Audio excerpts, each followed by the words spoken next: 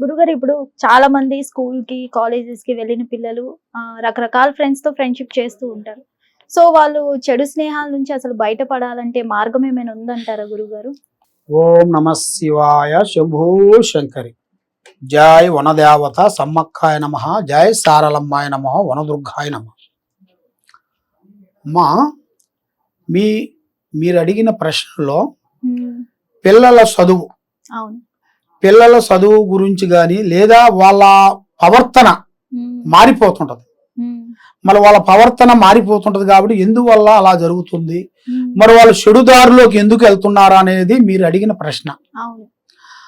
అయితే అమ్మా, మీరు అడిగిన ప్రశ్నలో చాలా మంది ముఖ్యంగా తల్లిదండ్రులు తీసుకోవాల్సిన ప్రశ్న ఏమిటంటే, ముఖ్యంగా జాగ్రత్త, తల్లిదండ్రులు తీసుకోవాల్సిన జాగ్రత్త ఏంటంటే అమ్మా, పిల్లలు మనం చదువు వేసేసిన తర్వాత వాళ్ళు ఏ ఆలోచనలో ఉన్నారు, వాళ్ళు ఏ స్నేహాలు చేస్తున్నారు, ఎవరితో మాట్లాడుతున్నారు అనేది కొంచెం గ్రహించుకోవాలి. చాలా మంది ఏం చేస్తుంటారంటే, మావోడు మంచోడు, మా పిల్లోడు మంచోడు, అలాంటి బుద్ధులు లేవు, చెడు ఆలోచన లేదు, చాలా బుద్ధిమంతుడు, గుణవంతుడు, నెంబర్ 1 మనిషి, చదువులో నెంబర్ 1 అనేదిగా వాళ్ళకి ప్రతి ఒక్క తల్లిదండ్రులకి ప్రతి ఒక్క మనసులో ఉండాల్సిన ఆలోచన ఇది. ప్రతి ఒక్క ఒక తండ్రికి, ఒక కొడుక్కి, ఒక బిడ్డకి ఉండాల్సిన విధానం ఇది. ప్రతి ఒక్కడు ఏమనుకుంటా అంటే, నా కొడుకు మంచివాడు, ఇలా ఉండాలి, ఇలా ఉంటాడు, ఇలా పోతున్నాడు అనేది అనుకుంటాడు. కానీ వాళ్ళకి ఉండాల్సిన, అతనికి ఉండాల్సిన స్నేహితులు, ఆ స్నేహితులు కొంతమంది చెడు స్నేహితులు ఉంటారు, కొంతమంది బాగు చేసే స్నేహితులు ఉంటారు, కొంతమంది మంచి మంచి సబ్జెక్టులు చెప్పే స్నేహితులు ఉంటారు, కొంతమంది స్నేహితుల వల్ల కూడా బాగుపడిన వాళ్ళు ఎంతో మంది ఉన్నారు, కొంతమంది స్నేహితుల వల్ల ఎన్నో విధానాలుగా నష్టపోయిన వాళ్ళు ఉన్నారు. ఆ స్నేహం గురించి అంటే, ఆ స్నేహం ఎలాంటి స్నేహం అనేది కొంచెం మనం గ్రహించాలి. ఎలాంటి స్నేహము ఎందువల్ల అవుతుంది ఏమిటా అనేది కొంచెం ఆలోచించేసి మనం ముందు జాగ్రత్తలు తీసుకోవాలి. కాబట్టి వాళ్ళకి మెయిన్ గా ఉండాల్సిన ఆలోచన ఏమిటంటే, చాలా మందికి పిల్లగాని మనం కాలేజీలో గాని స్కూల్లో గాని చేర్చేసాము, ఇక వాళ్ళు చదువుతున్నారని వాళ్ళ పనులు, ఎందుకంటే ఇప్పుడు ప్రతి ఒక్కరికి డబ్బు సంపాదించాలి, ఇల్లు గడవాలి, కుటుంబం మంచిగా ఉండాలి అంటే ప్రతి ఒక్కరు భార్యాభర్తలు ఇద్దరు పని చేయాల్సిందే. ఎవరు చేయకోకుండా ఉన్నా కూడా ఆ ఇంట్లో కొన్ని కార్యక్రమాలు కొన్ని తగ్గుతాయి. ఇద్దరు పని చేశారనుకోండి, వాళ్ళు ఏ పని చేయాలనుకున్నా, ఏ వస్తువు కొనాలనుకున్నా, ఏమి చేయాలనుకున్నా కూడా అవలేలుగా చేయగలుగుతారు. మరి ఒకరు చేసి ఒకరు చేయకోకుండా ఉంటే, ఒక్కడు తెచ్చి 10 మందికి భోజనం పెట్టాలంటే కష్టం. అందువల్ల ఆ ఇంట్లో ఉండవలసిన వాళ్ళు కొంతమందిలో కొంతమంది అయినా ఒక పనికో పాటకో ఉద్యోగానికో చేసే పనికో వెళ్తేనే ఆ కుటుంబం అనేది గడుస్తుంది. మరి ఆ కుటుంబం గడిచేటప్పుడు కొన్ని జాగ్రత్తలు మనం కొన్ని తీసుకోవాలి.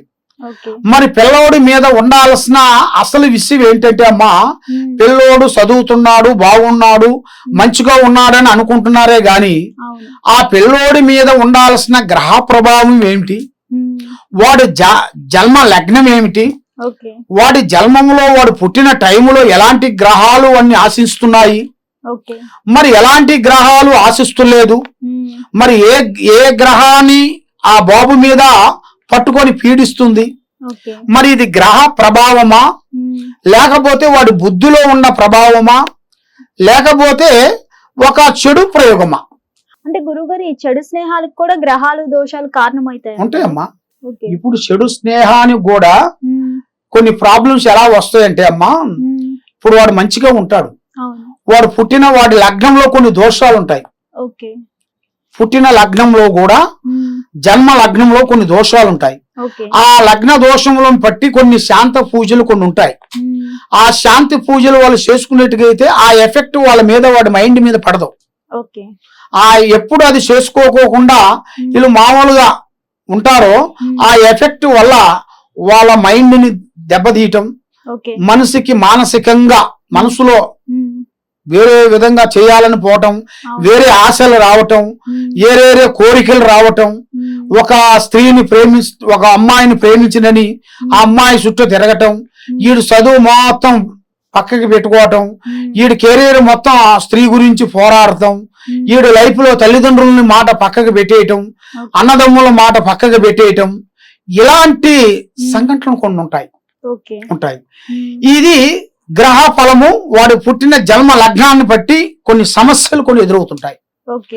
ఇది కాకోకుండా అది వాళ్ళకి కరెక్ట్ గా ఉన్నది అనుకోండి, బేట పవర్ అంటారు, బేట చెడు ప్రయోగాలు అంటారు.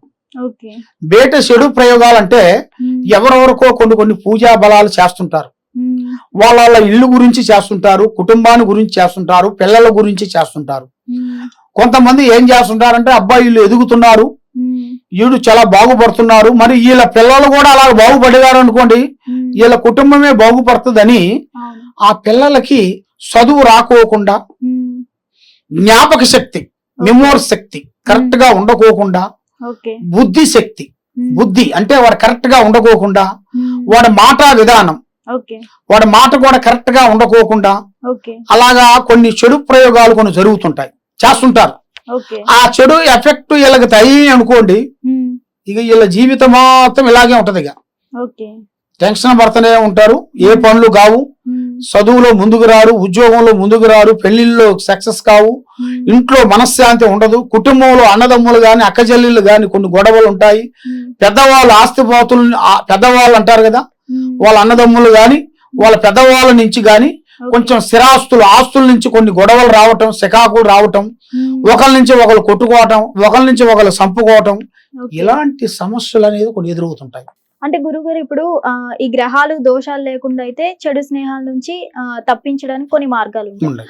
అదే ఈ దోషాలు గ్రహాలు ఉంటే ఎలాంటి మార్గాలు ఉంటాయి అంటారు? అది కాబట్టి అమ్మా, ఇలాంటి దోషాలు ఇలాంటి గ్రహాలు ఉన్నప్పుడే మనం అప్పుడు జాగ్రత్త పడాలి. అప్పుడు మనం జాగ్రత్త పడి, ఇప్పుడు మనకి పరిచయం పట్టింది ఏం చేస్తాము, ఒక టాబ్లెట్ వేసుకుంటాం. జ్వరం వస్తే ఏం చేస్తాము, ఒక టాబ్లెట్ వేసుకుంటాం. అది మనకు తగ్గకపోతే డాక్టర్ దగ్గరికి వెళ్ళి ఒక సూది వేయించుకుంటాం. అదే విధంగా అంటే అది ఆరోగ్యం, మన ఆరోగ్యాన్ని ఎలా కాపాడుకుంటున్నాం, అలాగా మన జీవిత కెరీర్ మన లైఫ్ మొత్తానికే చెడు ఎఫెక్ట్ రాకోకుండా కొంచెం కాపాడుకునే మార్గాలు ఉంటాయి దీంట్లో. ఆ మార్గాలు తెలుసుకోవాలంటే మాలాంటి గురువుల దగ్గరికి వస్తేనే ఇది ఎలా ఉంది, ఇప్పుడు వరకు ఎలా ఉంది, ఇక మీదట ఎలా ఉంది, ఇప్పుడు నీది 20 వయసు, 30 వయసులో ఏం జరుగుతుంది, 40 వయసులో నీకు ఏ విధంగా ఉంటుంది, 50 వయసు కల్లా ఎంత వరకు వస్తుంది, మరి నువ్వు 50 వయసులో చేయాల్సింది 30 వయసులో ఎందుకు చేస్తున్నావు, దానికి ఉన్న లింక్ ఏమిటి, దీనికి ఉన్న లింక్ ఏమిటి, దీనికి ఉండాల్సిన సమస్య ఏమిటి అనేది మొత్తం పరిష్కరించాలి. జాతక చక్ర కుండలి వేసి దానికి అంజనం అంటారు అన్నమాట. అంజనం అంటే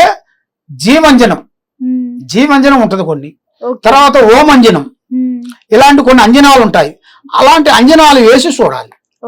అలాంటి అంజనం వేసి చూసినప్పుడే మీలో ఉండాల్సిన సమస్త దోషాలకి, సమస్త గ్రహాలకి, మీ కెరీర్లకి, మీ 100 years కి ఉండాల్సిన దోషాలు అనేది మనకు అన్ని ఇక్కడ తెలిసిపోతాయి. పూర్తిగా తొలగిపోతాయి అంటారు? తొలగిపోయే పూజలు ఉంటాయి కొన్ని, అవి మనం చేయించుకోవాలి. ఆ చెడు పూజలు అనేది మనం తొలగిపోయే పూజలు మనం చేయించుకుంటేనే అవి శాంతం అవుతాయి. మరి ఆ ప్రాబ్లం అలాగే ఉంచుకొని మనం ఎక్కడ పోయినా ఏం చేయలేం కదా. కాలుకి ముళ్ళుంచుకొని మనం ఎక్కడ పోయినా కూడా నడిచినా కొద్దీ కలుక్కొలుకు అంటూనే ఉంటది. ముందు ఆ ముళ్ళుని తీసుకొని పోతేనే మనకి బాగుంటుంది. అదే విధంగా ఈ ప్రాబ్లమ్స్ కూడా ఉండవలసిన వాళ్ళకు కూడా మనం కొంత శాంతం చేసుకుంటేనే దానికి అన్ని విధానాలుగా బాగుంటుంది. ధన్యవాదాలు. ఓం నమః శివాయ.